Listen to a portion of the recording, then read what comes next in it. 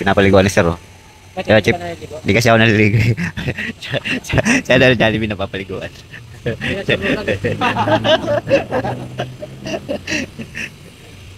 Tapos hinihimas pa, oo. Jollibee. Linis na linis yung Jollibee. Sa Jollibee lang talaga guys.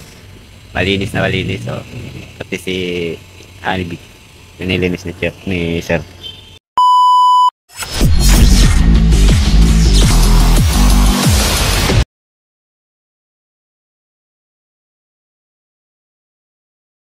Guys, naghihintay tayo ng order dito dahil may order tayo dito na Jollibee. Tapos ang dami. Ayan. 1.7. So, hintay natin dito sa may gumagawa ng order.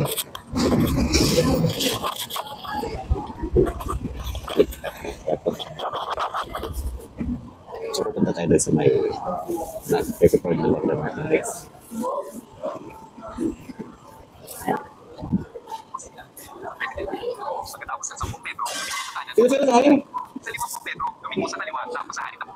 Ano ka naman F02?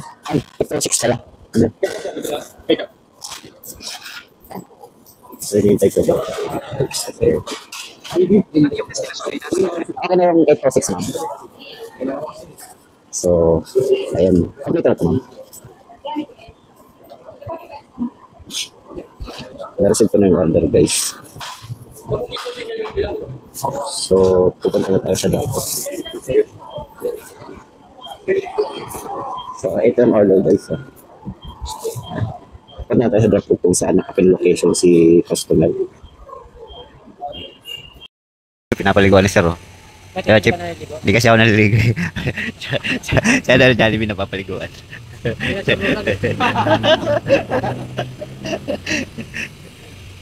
Tapos hinihimas pa, oo. Jollibee na lang siguro. Linis na linis yung Jollibee. Sa Jollibee lang talaga guys. Malinis na malinis, oh. Pati si Honeybee.